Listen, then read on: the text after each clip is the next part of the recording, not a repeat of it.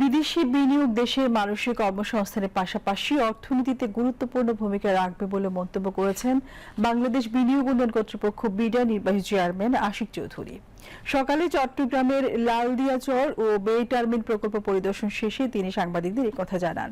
এ সময় তিনি বলেন, বাংলাদেশের ইতিহাসে সর্ববৃহৎ প্রকল্প বে টার্মিনাল নির্মাণে ইতোমধ্যে 8 থেকে 10 বিলিয়ন ডলারের বিনিয়োগে এগিয়ে এসেছে বিশ্ব ব্যাংক, দুবাইয়ের D P world, Singapore port authority, P S A. ভবিষ্যতে বাংলাদেশকে গ্লোবাল ফ্যাক্টরিতে পরিণত করার জন্য কাজ করছে সরকার। আমজাদ হোসেনের প্রতিবেদন। দেশের অর্থনীতিকে আরো গতিশীল, তরুণদের কর্মসংস্থান সৃষ্টি সহ দেশকে গ্লোবাল ম্যানুফ্যাকচারিং হাবে পরিণত করতে কাজ করছে বর্তমান অন্তর্বর্তী সরকার। এরই অংশ হিসেবে দেশের প্রধান সমুদ্র বন্দর চট্টগ্রামের সক্ষমতা বাড়াতে নেওয়া হয়েছে নানা কর্মযজ্ঞ। বন্দরের পাশে নির্মিত হচ্ছে লালদিয়া টার্মিনাল ও বে টার্মিনাল নির্মাণ প্রকল্প।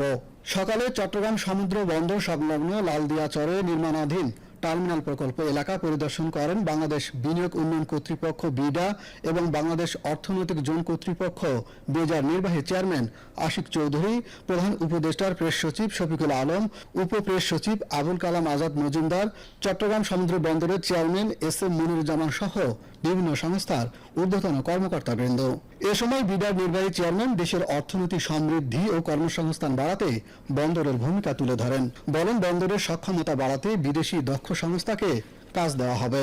যে বাংলাদেশকে আমরা গ্লোবাল ফ্যাক্টরি বানাতে চাই, প্রাইমারি ফ্যাক্টর কিন্তু হচ্ছে বা সবচেয়ে বড় ইনগ্রেডিয়েন্ট হচ্ছে পোর্ট ক্যাপাসিটি। পোর্ট ক্যাপাসিটি না থাকলে আপনি কিছু করতে পারবেন না। পোর্ট ক্যাপাসিটি আমাদের স্টিল লিমিটেড। তো এই লিমিটেড পোর্ট ক্যাপাসিটিতে আমাদেরকে মোস্ট এফিশিয়েন্ট এবং বেস্ট ওয়েতে পোর্ট ম্যানেজ করতে হবে। তো বেস্ট ওয়েতে পোর্ট ম্যানেজ আপনি কিভাবে করবেন? বেস্ট অর্গানাইজেশন দিয়ে করাবেন। ওয়ার্ল্ডের যারা টপ পোর্ট অপারেটর তাদেরকে আনার আমাদের মূল উদ্দেশ্য হচ্ছে যে আমাদের যেহেতু আমাদের ল্যান্ড লিমিটেড, আমাদের ক্যাপাসিটি লিমিটেড, সেই লিমিটেড ক্যাপাসিটিকে যাতে আমরা বেস্ট ইউটিলাইজ করতে পারি। যেটা জেনুইন ট্রু এফডিআই যেটাকে আমরা বলি যে একুইটি হিসেবে যে নাম্বারটা ঢোকে, সেই নাম্বারটা কিন্তু প্রতি বছরই আমাদের 400, 500, 600, 700 মিলিয়নের বেশি আসে না। তো এই একটা প্রজেক্টে যদি আমাদের $800 মিলিয়ন এফডিআই আসে এবং এপিএম এর মতো একটা ভালো কোম্পানি থেকে, সেটা আমাদের দেশের ইকোনমির জন্য এবং ওভারঅল আমাদের ফাইন্যান্সিয়াল হেলথের জন্য ইজ ভেরি ভেরি ক্রুশাল। পরে পতেঙ্গা কর্ণফুলী টার্মিনাল পেরিয়ে চট্টগ্রামে 450 একর জায়গা নিয়ে প্রস্তাবিত ফ্রি ট্রেড জোন এরিয়া পরিদর্শন করেন বিডা চেয়ারম্যান। বলেন, এটি বাস্তবায়িত হলে দেশের অর্থনীতিতে গেম চেঞ্জার হবে। ট্রেডের the ultimate setup is free zone, যেখানে আপনি অলমোস্ট মনে করতে পারেন যেটা একটা ওভারসিজ টেরিটরি আমাদের জন্য, যে এখানে এসে কেউ প্রোডাকশন করবে, করে আবার দেশের বাইরে নিয়ে চলে যাবে। তো এটার মাধ্যমে যেটা হবে সেটা হচ্ছে যে তারা যাবতীয় বাংলাদেশের রেড টেপের বাইরে থাকবে, আবার অ্যাট দ্য সেম টাইম বাংলাদেশের লেবার ফোর্সকে ইউজও করতে পারবে। সো দুইটা মিলিয়ে আমাদের জন্য উইন উইন, ওনাদের জন্য win win situation. Free trade zone area পরিদর্শন শেষে তিনি যান দেশের বহুল প্রতীক্ষিত বে টার্মিনাল নির্মাণ প্রকল্প এলাকায়। সেখানে চলমান বিশাল কর্মযজ্ঞ তিনি ঘুরে দেখেন এবং প্রকল্পের সর্বশেষ অগ্রগতি নিয়ে খোঁজখবর নেন। জানান, বিদেশি বিভিন্ন সংস্থা এই বন্দরের উন্নয়নে বিপুল বিদেশি বিনিয়োগ নিয়ে এসেছে। 2031 সাল নাগাদ এটির কার্যক্রম শুরু হবে। এটি চালু হলে এখান থেকেই 24 ঘন্টা মাদার ভেসেলে পণ্য লোড আনলোড করা যাবে। এতে পরিবহন সময় এবং অর্থ দুটোই সাশ্রয়ী হবে। আমরা ওয়ার্ল্ড ব্যাংকের ফান্ডিং এ কিছু কাজ করছি, সরকার থেকে কিছু ফাইন্যান্সিং হচ্ছে, যেটা ব্রেক ওয়াটার হবে সেটা ওয়ার্ল্ড ব্যাংকের ফান্ডিং এ হবে। আর সেই সাথে এডিবি আমাদের সাথে কাজ করছে অ্যাডভাইজার হিসেবে, তাদের সাথে আমরা কাজ করছি এবং আমরা এস্টিমেট করছি যে পিএসএ এবং ডিপি ওয়ার্ল্ড রাফলি $1 বিলিয়ন করে এই প্রজেক্টে ইনভেস্ট করবেন। সো 1 বিলিয়ন করলে প্রথম দুইটা সিটি 1, সিটি 2তেই আমরা প্রায় $2 বিলিয়ন মতো একটা ফরেন ডিরেক্ট ইনভেস্টমেন্টের চেহারা দেখতে পাবো।